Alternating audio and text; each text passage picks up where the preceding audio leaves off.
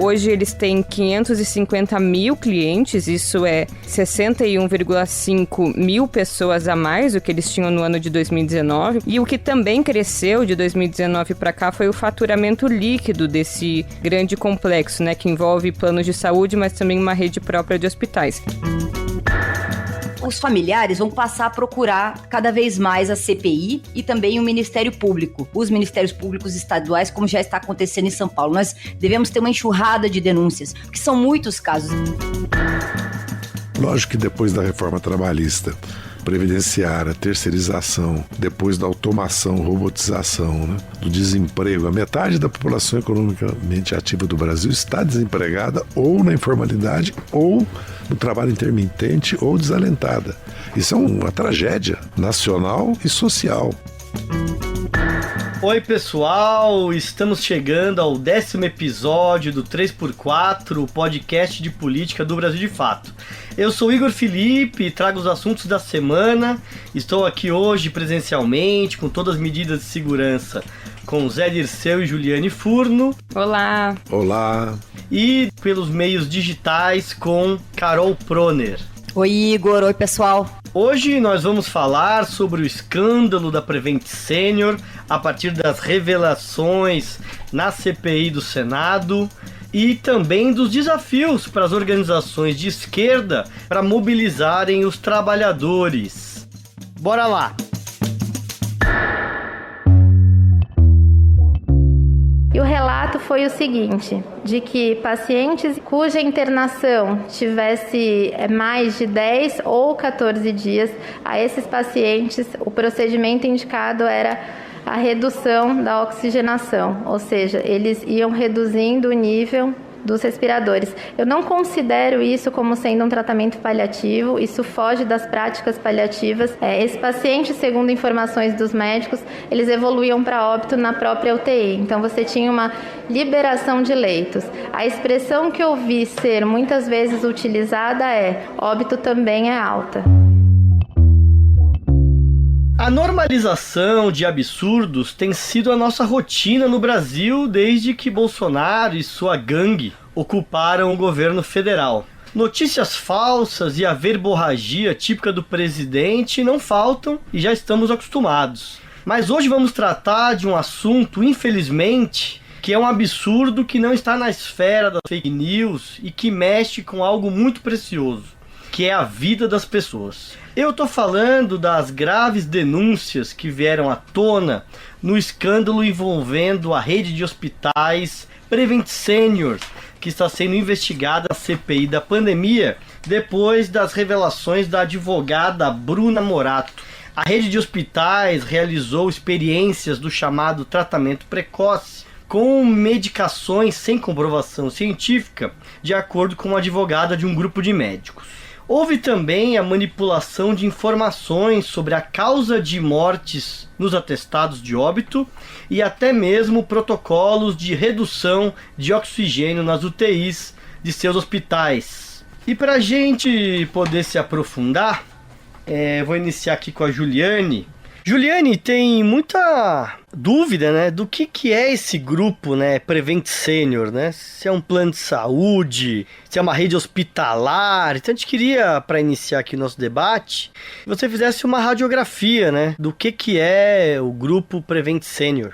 Bom, Igor, acho que é bom mesmo começar contextualizando de quem a gente está falando, para depois, inclusive, tecer considerações, né, sobre o que representa esse escândalo e sobre a necessidade também, mais uma vez, de separar um pouco o que é a gestão desse processo e o que são os danos, né, da gestão, né, separar um pouco a pessoa física da pessoa jurídica. Mas a Prevent Senior é um pouco de tudo isso, né, ela é uma empresa que foi criada em 77, inclusive ela reza muito aquela cartilha, né, de dois irmãos que começaram primeiro com uma ambulância, um era médico, o outro dirigia e foram construindo, né, um grande império que hoje tem mais de 10 hospitais e 30 unidades de atendimento. E tem uma curiosidade que é esses dois irmãos, né, além de serem irmãos e os construtores da Prevent Senior, eles também fazem parte de uma banda de rock, a Dr. Fabs, que inclusive tocou tanto no Rock in Rio quanto no Lollapalooza, e eles dizem, né, abertamente que tocaram nesses dois festivais, embora não sejam uma grande referência no rock, porque são os principais patrocinadores, né? Acho que isso diz bastante sobre literalmente a frase: quem paga a banda escolhe a música. Hoje eles têm 550 mil clientes, isso é 61,5 mil pessoas a mais do que eles tinham no ano de 2019, mostrando um crescimento quantitativo expressivo do crescimento de pessoas que aderiram a esse plano de saúde. E o que também cresceu de 2019 para cá foi o faturamento líquido desse grande complexo, né, que envolve planos de saúde, mas também uma rede própria de hospitais. Eles tiveram um faturamento no ano de 2020 de 4,3 bilhões. Para vocês terem uma ideia, isso é 19% maior do que o faturamento de 2019. E o que explica, acho que em grande medida, o aumento do faturamento e do lucro líquido da empresa é menos o preço, porque veja, o Prevent Senior não é dos planos de saúde mais em conta. Então, o que faz com que seja possível, né, ao mesmo tempo, a manutenção de um preço relativamente baixo e o aumento expressivo do faturamento e do lucro líquido, na verdade, podemos dizer que são dois elementos, né, para pensar como isso é possível. O primeiro é que a empresa se especializou, né, no único segmento que cresceu entre os usuários de plano, que são os idosos, né, pela característica sanitária e de maior letalidade do vírus entre os idosos. Então, né, cresceu num nicho de mercado que é o nicho que mais precisou, né, de planos de saúde, de internação nesse período. Mas o segundo, eu acho mais importante, é a estratégia adotada pela Prevent Senior de verticalização empresarial. Então, ela é um grupo hospitalar que tem todas as etapas do processo médico, né? Elas são feitas na própria rede, sem externalização. E isso faz com que eles consigam reduzir, em grande medida, custos desse processo, né? Carol, foi muito estarrecedor o depoimento da advogada Bruna Morato na CPI da pandemia, e abre uma questão, né, de como os familiares que perderam seus entes queridos na pandemia podem recorrer para fazer justiça aos mortos nos hospitais da Prevent Senior. A partir desse depoimento, principalmente da advogada Bruna Morato, esses últimos fatos revelados, além do charlatanismo, a desinformação, um plano macabro mesmo, que pode ter conduzido à morte de muitas pessoas, né? Milhares de pessoas, a gente não pode saber ainda o número. Então, a CPI tem aqui, eu sei que tem muita expectativa a respeito dos resultados finais desse relatório, que agora é complementado por um dossiê que tem mais de 10 mil páginas e que inclui ocultação de mortes, né? Inclui a falta de atitude e da omissão, portanto, do Conselho Federal de Medicina e dos Conselhos Estaduais de Medicina. Então, os familiares vão passar a procurar cada vez mais a CPI e também o Ministério Público, os Ministérios Públicos Estaduais, como já está acontecendo em São Paulo. Nós devemos ter uma enxurrada de denúncias, porque são muitos casos. Eu tenho um caso na família de uma pessoa próxima à minha madrinha, tia, portanto, parente de primeiro grau, que sofreu as consequências de eu posso dizer, um charlatanismo desse. Recebeu a medicação, acabou falecendo. Nós ainda estamos investigando porque a família tem muito pudor de falar disso. São muitos casos. Um dos casos que me chamou muita atenção recentemente, que saiu na Globo News ontem, dá conta da utilização, além dos 8 medicamentos desse plano macabro, também da flutamida, que é um medicamento específico de combate ao câncer de próstata, que foi usada numa paciente, uma paciente já desenganada. Ela primeiro procura o hospital da Prevent Senior, tinha esse plano, consulta, faz uma consulta telemedicina, depois recebe o kit Covid, piora, vai ao hospital e vai para a enfermaria. No lugar da internação, ela recebe flutamida. A família foi consultada, disse que não gostaria de usar esse novo medicamento, essa inovação, mesmo assim ela recebe e depois piora e evolui para um caso de trombose e depois sepsemia, inflamação e contaminação por bactéria e acaba falecendo. Portanto, as denúncias devem ser cada vez maiores. Já notamos que o Ministério Público está mais receptivo quanto a isso, e o próprio Judiciário, nós já temos aí um caso que condenou a própria Prevent Senior a uma indenização de quase 2 milhões de reais num caso de um paciente que não foi atendido conforme devia, segundo o plano. Na internação, ele não foi enviado para um centro de terapia intensiva, teve que ser deslocado, como não havia outra alternativa, ele se instalou no Albert Einstein, saiu depois de ter sido curado e acionou a justiça, e a justiça já deu ganho de causa numa internação muito cara para salvar a vida de um paciente. Então, o que nós notamos é que as denúncias contra a Prevent Senior vêm desde 2020.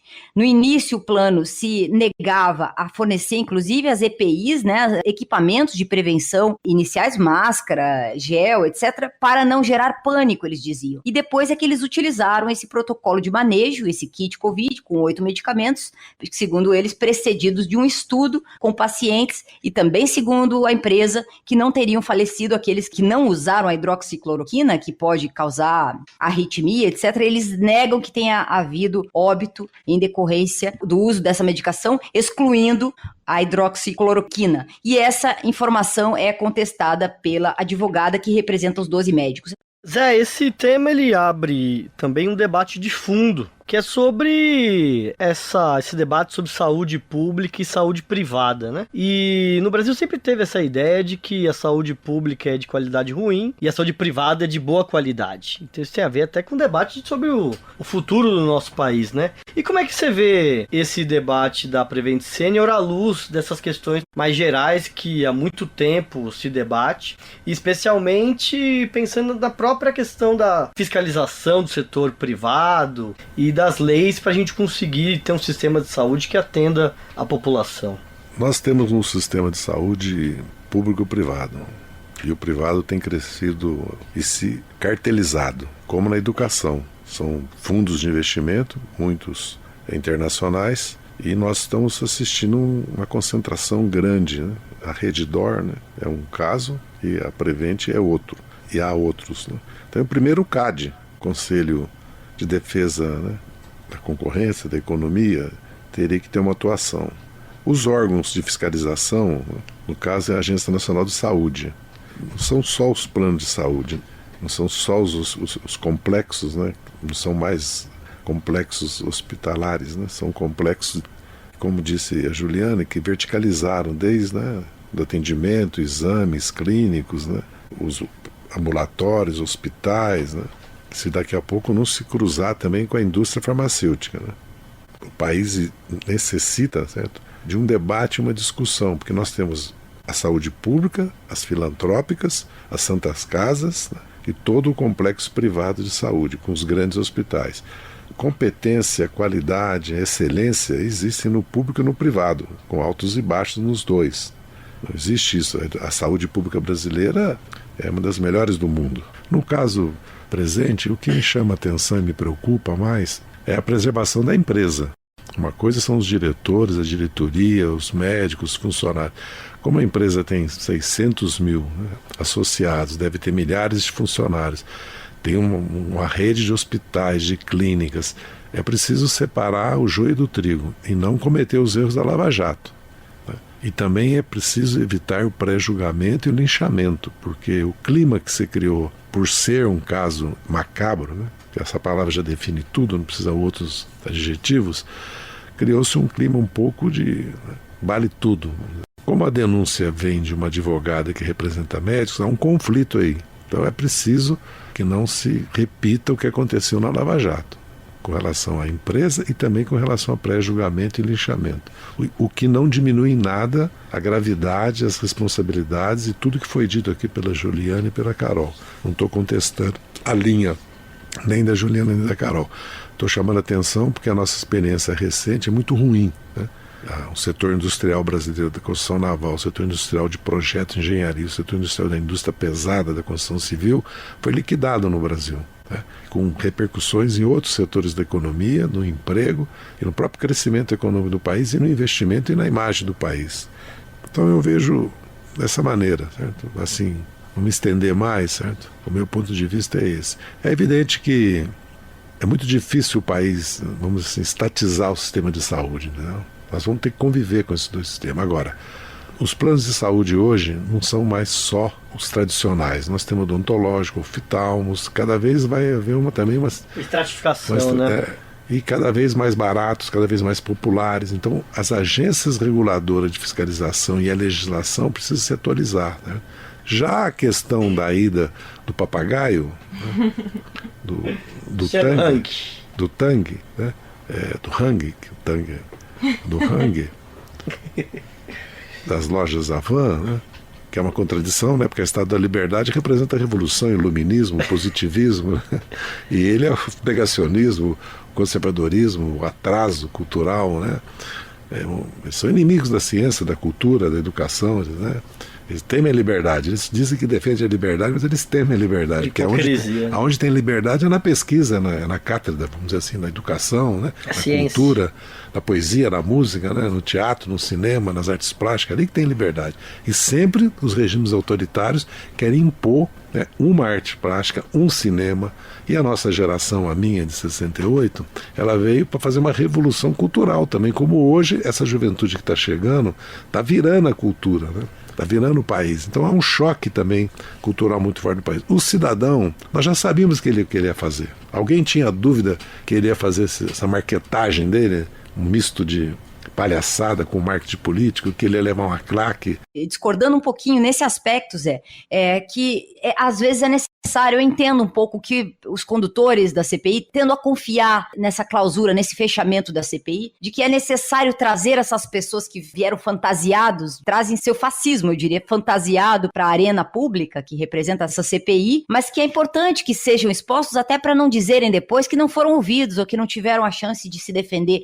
Não só ele veio, como afirmou esse comportamento que é um comportamento criminoso. É muito triste tudo, né, no fundo, né? Muito trágico, né, porque lida com vida de pessoas, numa situação muito sensível, famílias que acabaram atravessando essa situação e foi, de certa forma, aprofundado pela postura do presidente e da sua família, né? Até foi resgatado um tweet do senador Flávio Bolsonaro que dizia que o SUS devia ter se inspirado no tratamento realizado de acordo com a doutora nos hospitais da Prevent Senior, e ele dizia que estavam dando uma aula, liberando leitos de UTI em um momento que quase de colapso do nosso sistema de saúde, né? E bem, olha o custo trágico desse protocolo de atendimento que foi estimulado pelo presidente da República, inclusive foi lá que a gente debateu na semana passada na tribuna da ONU, falar em tratamento precoce.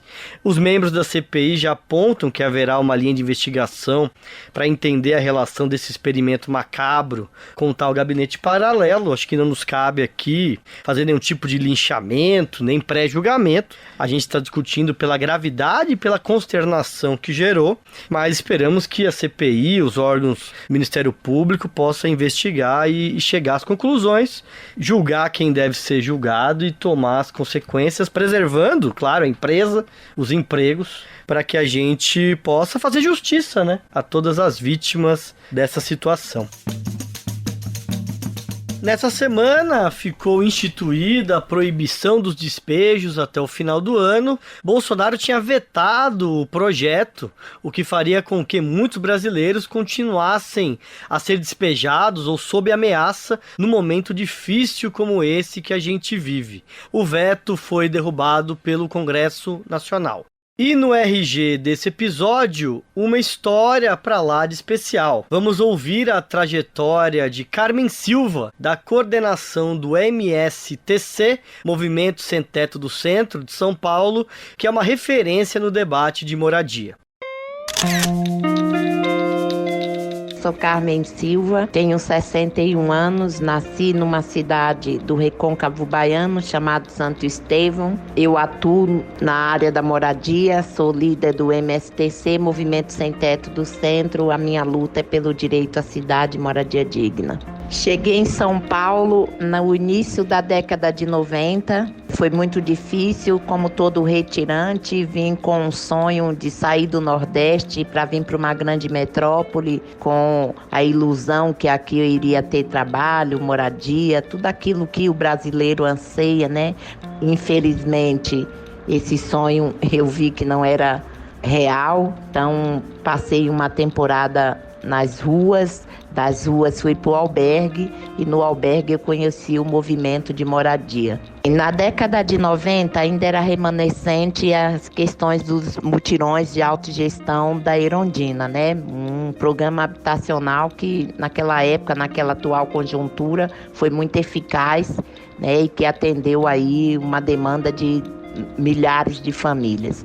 Só que nós discutimos o seguinte: apesar do programa ser um programa muito eficaz, mas ainda eram locais a moradia era em locais distantes.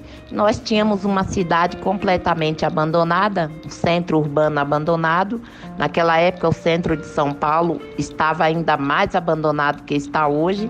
E nós começamos a questionar o porquê morar tão longe, construir moradia quando nós já tínhamos uma cidade pronta, né? Então, em 1997, nós fizemos uma grande ocupação aqui na Avenida 9 de Julho, 584, o antigo prédio do INSS, e nós, naquela época, nós estávamos dentro de um guarda-chuva de um outro movimento, né? Só que no ano de 2000, nós tivemos uma dissidência e nós fundamos o MSTC em 2000, ocupando o antigo hospital da Vila Formosa. Ali nasce o MSTC com uma proposta mais clara, uma proposta também de acolhimento, uma proposta de trazer a discussão da política pública, tendo a moradia como eixo, mas que a moradia era só uma porta de entrada para outros direitos, como saúde, educação, cultura. Realmente, na pandemia, os despejos aumentaram, né? Milhares de emissões de reintegrações de posse. Com a campanha Despejo Zero, a gente pôde evidenciar o quanto que é desumana a tratativa, né, dos juízes, do próprio poder público, dos particulares, dos prédios privados, reintegrando as famílias. E também tem um problema seríssimo com o desemprego. Muitas famílias estão com os aluguéis atrasados. Tem uns despejos também pequenos, que são aqueles que pagam aluguéis e que, pela pandemia, por perder o emprego, deixaram de pagar o aluguel ou estão em atraso e são despejados, né? Numa cidade como São Paulo, que a gente tem um déficit habitacional de mais de 400 mil pessoas sem moradia e ainda com uma situação da população em situação de rua cada vez mais aumentando, e são famílias inteiras que hoje vão para a rua, né? Por serem despejadas dos seus lares, por serem despejadas por não poderem pagar aluguel. A questão da moradia é muito recorrente.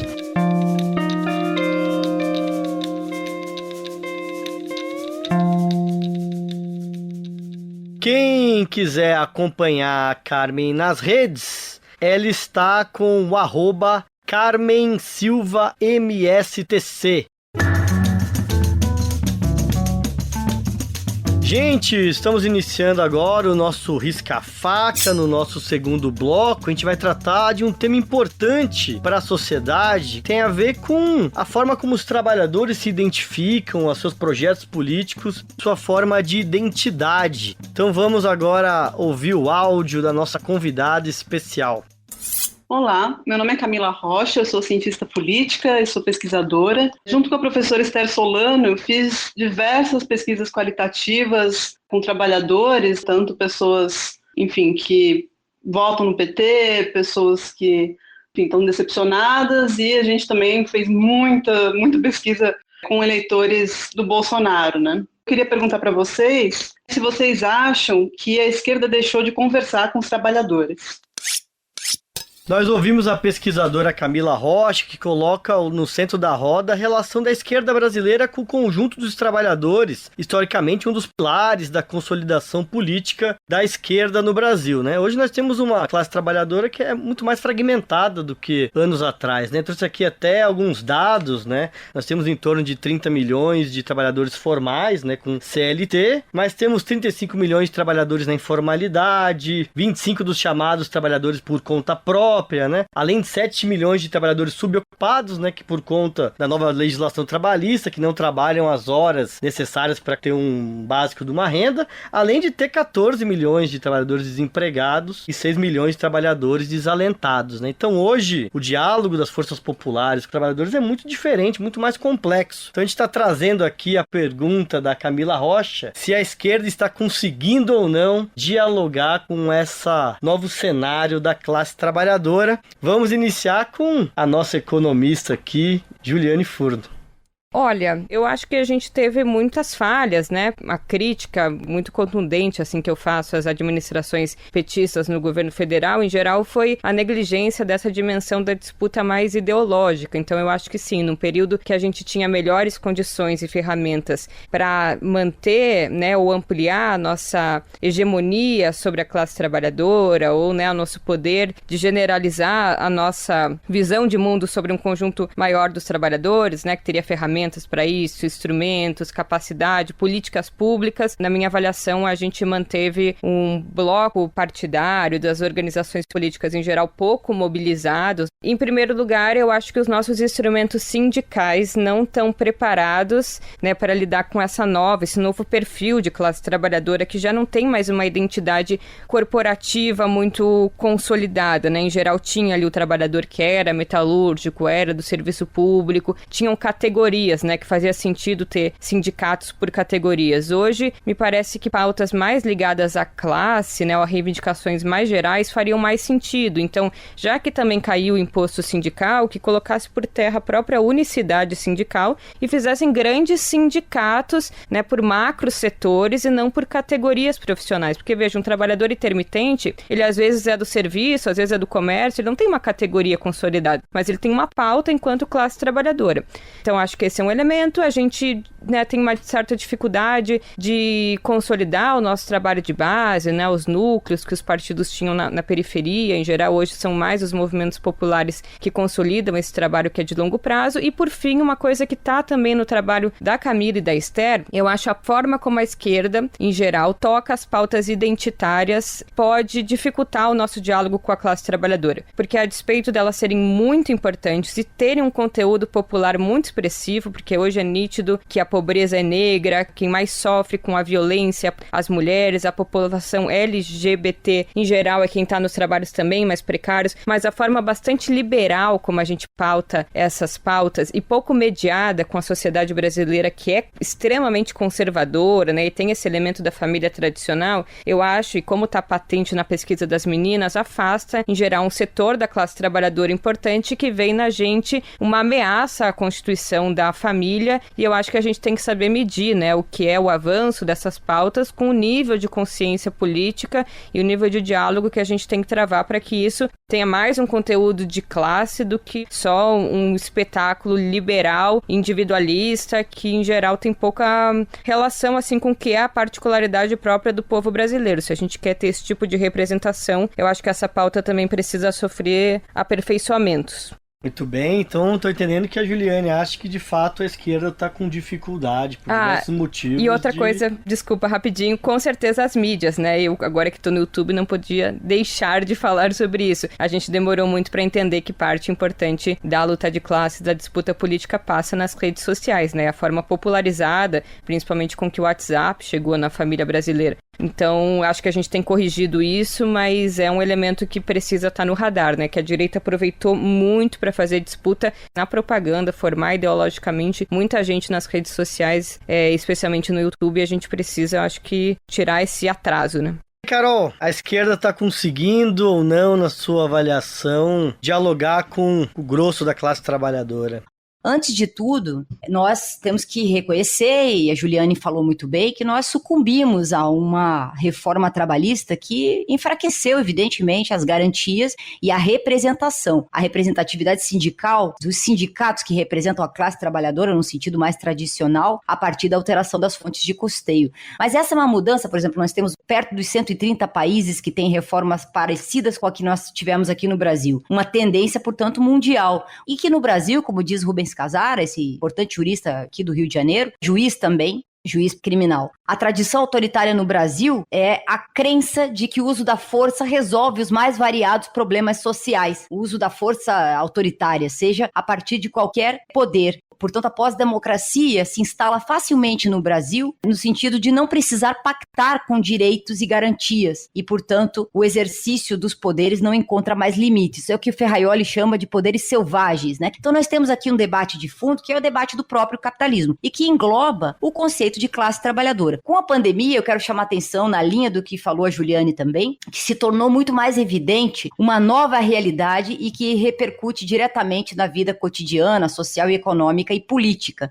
A classe trabalhadora organizada, chão de fábrica, como era emblemática, dos operários do mundo industrial, modificou. A gente tem que admitir isso, né? Hoje fala-se muito em uberização da gig economy, que é uma expressão inglesa que fala da economia dos serviços, né? Então, o que restou do trabalho, né? Sem a rede de proteção previdenciária, né? E o deserto de empregos como se conhecia até aqui. São poucos os empregos, como mencionado pela Juliane nos números, né? E aqui tem muitos filmes que falam disso. Nós temos a trilogia do Ken Loach, temos também o dele também, Você Não Estava Aqui, que é um filme que ficou muito famoso e é chocante, angustiante por mostrar a barbárie da situação das novas relações de trabalho. E aqui no Brasil temos 2 documentários que vou até mencionar, Vidas Entregues, que é um curta-metragem de 20 minutos, dirigido pelo Renato Prata Biar, pela Escola de Cinema aqui, Darcy Ribeiro, aqui do Rio de Janeiro. O filme é centrado na dura rotina dos entregadores de comida de aplicativos, que trabalham de bicicleta, por sua própria conta e risco, né? E temos também o GIG, a uberização do trabalho, que foi produzido por ONGs, né? Gig Economy, que procura explicar a oferta de trabalhadores acionados por via de aplicativos de celular.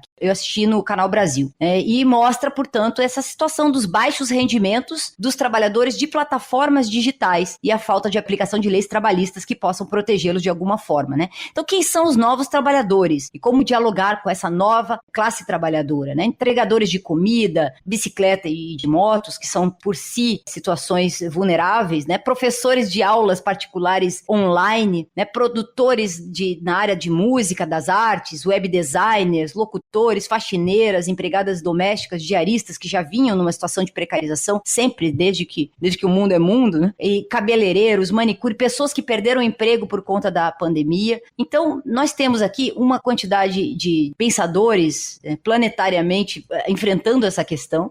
E aí, Zé, isso é um tema polêmico, mas é um tema que de fato mexe com as questões relacionadas aos desafios, né, das forças populares, dos partidos, né? E aí, você acha que a esquerda está conseguindo dialogar com os trabalhadores ou... Se nós tomarmos o Lula como símbolo da esquerda, está, né? Porque nós temos o Lula com quase 50 milhões de votos, né? E se tomarmos também que nós vencemos 4 eleições e só nos tiraram do governo pela força. Lógico que depois da reforma trabalhista, previdenciária, terceirização, depois da automação, robotização, né, do desemprego, a metade da população economicamente ativa do Brasil está desempregada ou na informalidade ou no trabalho intermitente ou desalentada. Isso é uma tragédia nacional e social, fora a questão da fome e da própria pandemia, né, da perda de quase 600 mil vidas humanas, e são dezenas de milhões de brasileiros que perderam seus seres, né, porque são amigos, a família, os vizinhos, né, o clube de futebol, né, os amigos, os vizinhos, as comunidades. Então nós temos que olhar isso por esse lado, que houve, na verdade, uma repressão sobre a classe trabalhadora organizada, politizada, progressista, inclusive com o fim do imposto sindical, que o objetivo foi esse, tirar dos sindicatos recursos. Houve o seu empobrecimento, sua dispersão. As fábricas hoje têm 40 trabalhadores, 200. Nós tínhamos fábrica com 15, 20, 40 mil trabalhadores. Hoje tem 3 mil, 4 mil, porque a robotização chegou e vai chegar a inteligência artificial, 5G. Então o mundo do trabalho não existe mais. Então nós demoramos muito de perceber isso. Primeiro, como a Juliana destacou, não percebemos o papel das redes. Segundo, não percebemos que a classe trabalhadora está nos bairros, está nos territórios. Ali todos estão, não tem como não estar. Ninguém mora em São Paulo, ninguém mora em Piracicaba. As pessoas moram num bairro, numa comunidade, né? Numa cidade. Lógico que tem a identidade de classe, a identidade profissional, a identidade, né, familiar, né, de região. Às vezes nasci em Minas, nasci em São Paulo, nasci no Ceará. Mas o que conta é a vida comunitária, a vida familiar, a vida social, né? Os sindicatos não podem mais ser, a Juliana já falou isso, como eram antes. Eles têm que ser sindicatos, não é uma categoria só. E tem que estar no bairro.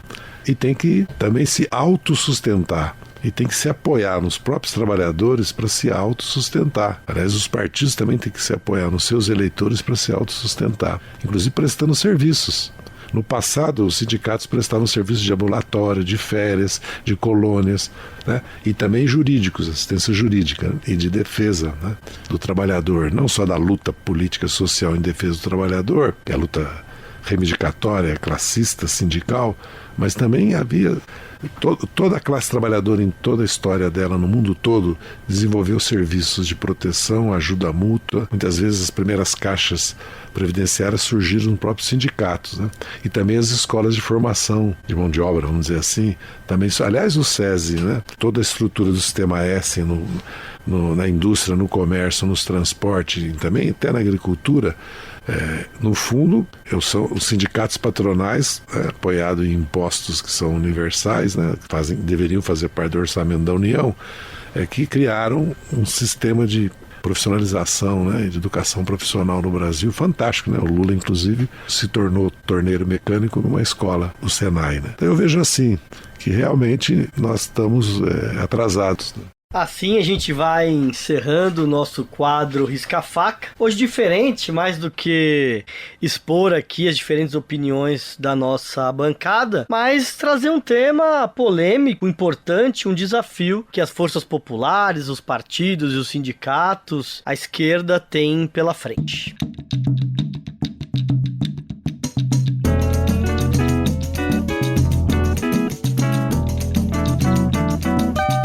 Na hora do nosso jogo de perfil, vamos iniciar testando o áudio da Carol, se ela tá ouvindo, se ela pode falar. 1, 2, 3. Já que ela está à distância.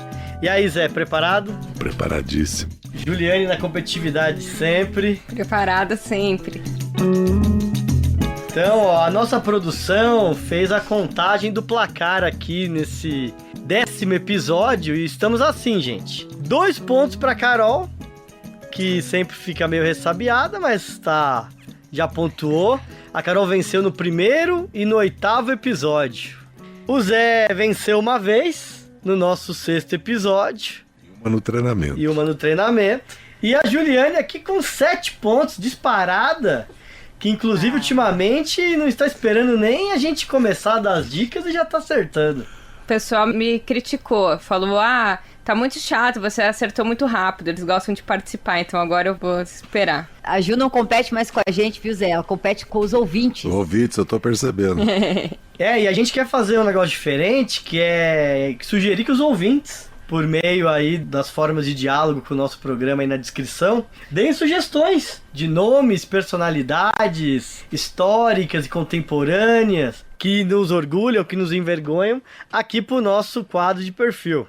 Aí, se os ouvintes ajudarem, não vai ter mais qualquer nível de desconfiança e crítica, ó. Vai ser os nossos ouvintes que vão estar sugerindo os nomes. Claro que os ouvintes podem também já indicar algum nome ou outro para beneficiar um dos nossos integrantes aqui da nossa bancada, né? Então, mas aí fica por conta do sufrágio dos nossos ouvintes. Vamos lá para a dica 1.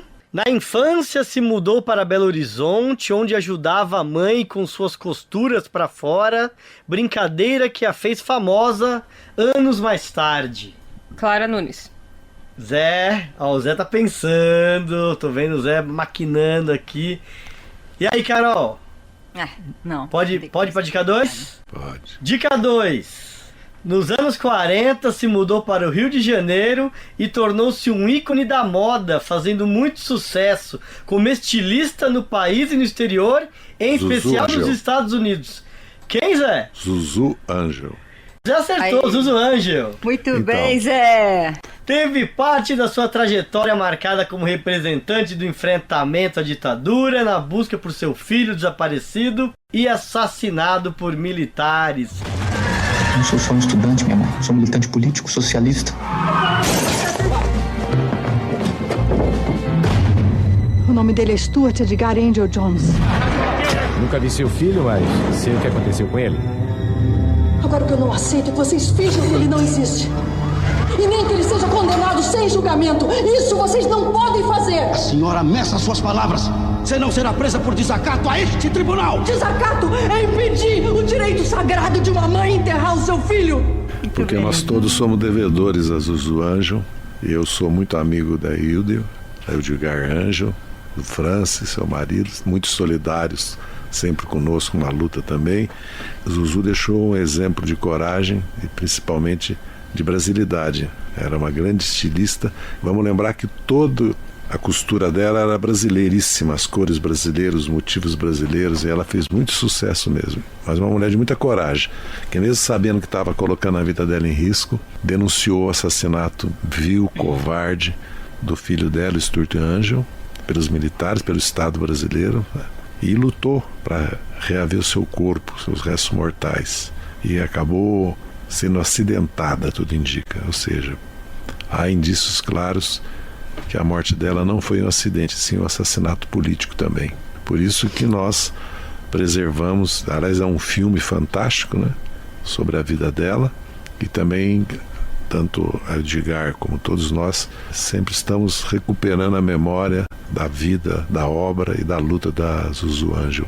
Ainda mais um momento desse, que a gente tem um presidente que faz propaganda da ditadura militar. Da tortura. Da tortura. É importante relembrar essas figuras que lutaram pela democracia e pela liberdade. E você sabe que a gente, recentemente, o Chico Buarque fez um programa com a Hilde, recordando vários episódios dessa época, Zé, e também uma dramática carta que a Hilde deixou para o Chico, e que depois ele distribuiu para outras 2 pessoas, depois fizeram várias fotocópias e essa carta girou. Esse crime teria sido um crime da ditadura, né? Ela anunciou isso num bilhete que deixou antes de morrer. Então é muito triste, porque ela já sabia que seria vítima de uma coisa brutal como essa, né? Pela luta.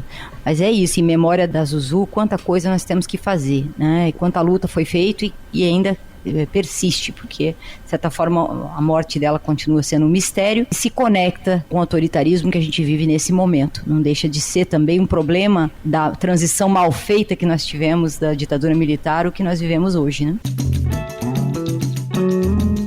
No quadro Recebidos de hoje, a gente tem uma mensagem muito especial de um ouvinte. E antes de colocar a mensagem para tocar, eu queria aqui relembrar que a gente adora receber os comentários de vocês nas redes sociais, principalmente quando eles chegam na modalidade de áudio, que aí a gente pode compartilhar aqui as nossas impressões de vocês com a nossa comunidade do 3x4, fica mais legal ainda. Então a gente vai ouvir agora o áudio do Leonardo Melgarejo, que é engenheiro agrônomo lá de Porto Alegre. Inclusive eu conheci ele não deve lembrar de mim, porque eu era quase uma criança na época, mas vamos colocar aí para tocar, um grande parceiro do MST. Olá, Igor, Carol, Zé Dirceu, Juliane, meus parabéns e meu obrigado pela leveza, pela dinâmica do 3x4. Meu nome é Leonardo, eu sou um dos ouvintes aqui do sul do Brasil, e o sul é um lugar onde o medo cresce. Bom, eu pergunto para vocês, parece para vocês que o medo seria como uma espécie de poupança do mal, um investimento negativo, algo que tem que ser enfrentado já para que não cresça pelo pior? Bom, até porque como poupança da Caixa, o mal no medo não cresce, mas também se mantém como ilusão, como fantasia de algo que, se existe, não é o que parece. O medo, para vocês, é uma poupança do mal, que se não for sacada agora, corrói para mais e para pior no futuro? Obrigada, Leonardo. Para quem está ouvindo agora, lembrando que esse assunto do medo, né, que o Leonardo está comentando, ele foi tema do nosso episódio especial, da nossa estreia no canal do YouTube. Então, acessem ali para ter contato aqui com os nossos relatos pessoais, né, como o medo envolveu a nossa relação com a militância. E eu acho que sim, é uma poupança que tem que ser liquidada, embora é bom deixar uns centavos ali, porque o medo também cumpre um papel importante, né? Principalmente vacinando aí contra um espontaneísmo um pouco desmensurado. Essa é um pouco a minha opinião, né? O medo não pode nos paralisar, mas também um pouquinho dele é importante.